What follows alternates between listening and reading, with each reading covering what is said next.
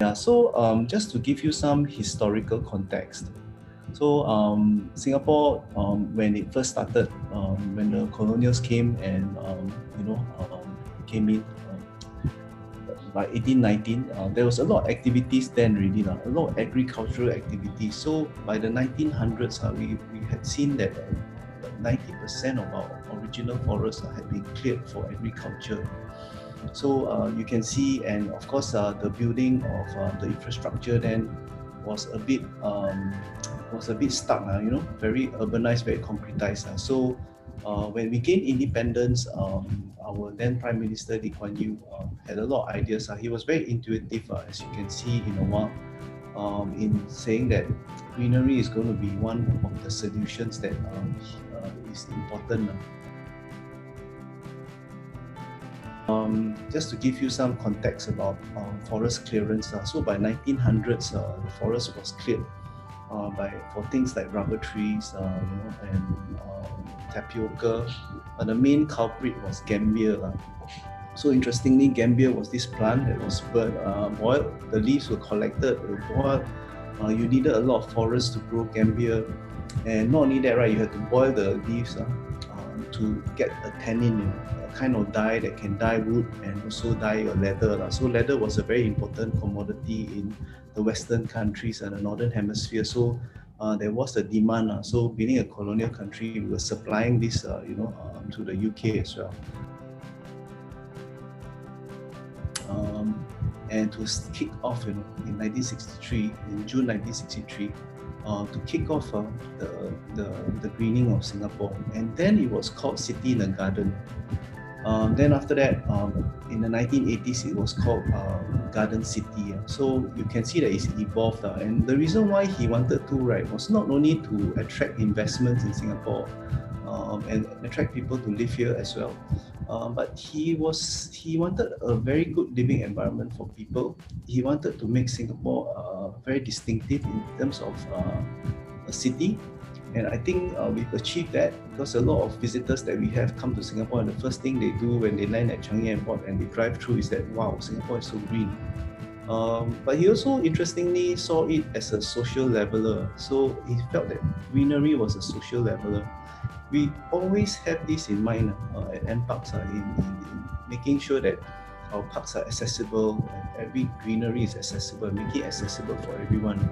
So I think those of you who go for walks or exercise over the weekends, you'll realize that we have access to a lot of the greenery in the park connectors and all the parks, and they are left open during this COVID period because we know that it is an outlet. City in nature. Basically in GIS, right, humans now realize that there is the climate crisis. Climate change is real, and what we are doing now is that by conserving nature, by protecting nature, by enhancing nature, we actually protect ourselves. So the next couple of slides will show the efforts, why we have this 1 million trees, why the government is greening Singapore, why NPARKs plays such a big role also in the Singapore Green Plan. City in nature is actually one of the pillars. So why are we doing this? It actually benefits us. There are this thing called ecosystem services to humans. So what is the City in Nature vision? So City in Nature is actually a pillar in Singapore Green Plan 2030. So the reason why it's 2030 is because the plan was to make it tangible, to make it visible and relatable. It's not so high up there that you can never see it. You see, climate change needs immediate action. So what are our strategies in City in Nature? Number one is extending our natural capital, meaning that we need to conserve areas that are rich in biodiversity, have careful land planning, balance between development and conservation as well. We also need to intensify nature in our gardens and parks. We put in a lot of effort in our park design, and also making sure that we enhance our parks. They're not left there with just trees. We do put in effort to enhance them. For example, in Bishan Park, you'll see butterfly gardens, or if you look at the Jurong Lake Gardens that recently won an award, a global award for its design, you will see that it was very sensitive to the history of the place, and it was also to remake some of the swamp areas that used to be in Jurong. And these kind of water bodies are very important in nature. Birds actually use these water bodies, animals use these water bodies, and in a way it is biophilic. It actually appeals to our biophilic senses.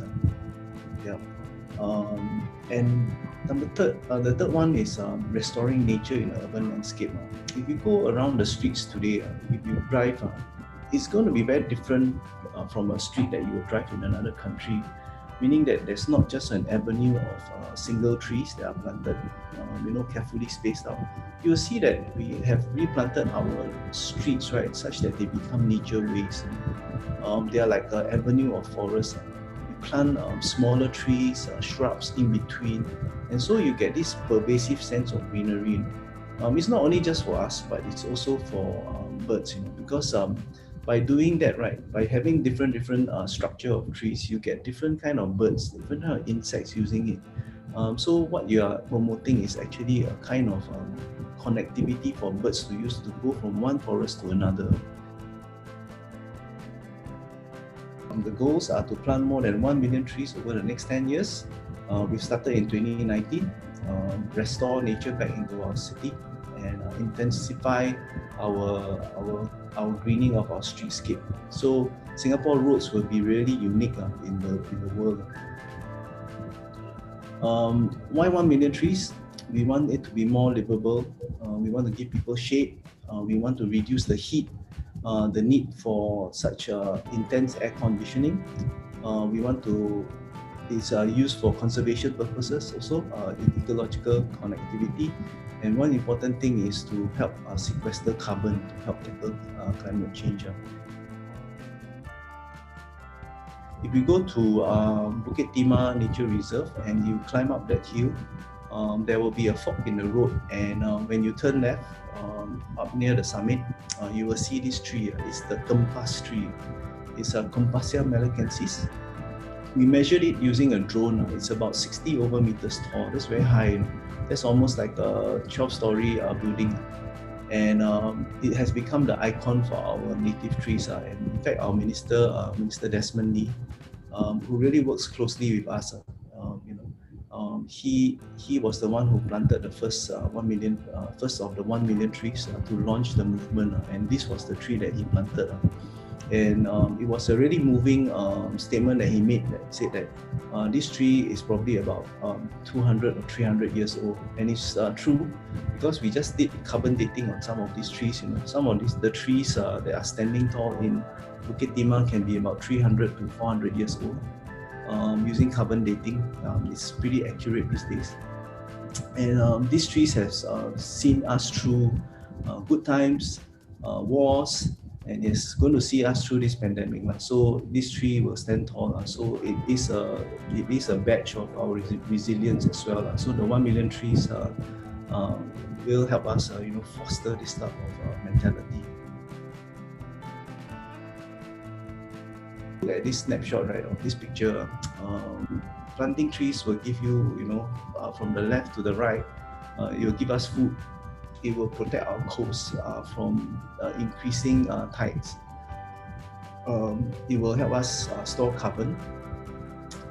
It will give us mental health, give us recreation. We can treat our waste. It cycles the nutrient, recycles nutrient. It takes the nutrient from the soil and then it grows into a tree. It can actually cool our climate and purify our air and also regulate waters.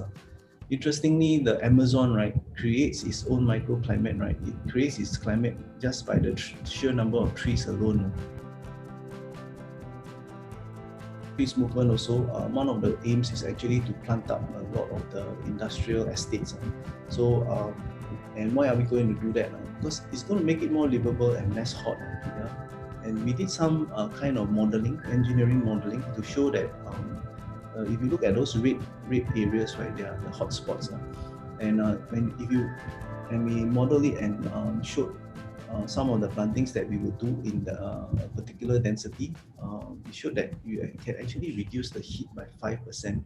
So all these concretized areas contribute to what we call an urban heat island effect. Yeah. And planting trees is one of the best solutions to deal with this.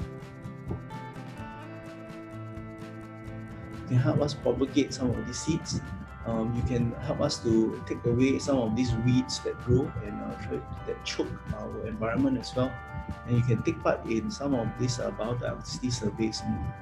Get interested in it, enjoy biodiversity, and contribute to what we call citizen science programs, where actually we collect data from citizens who actually get interested and they submit their data to us.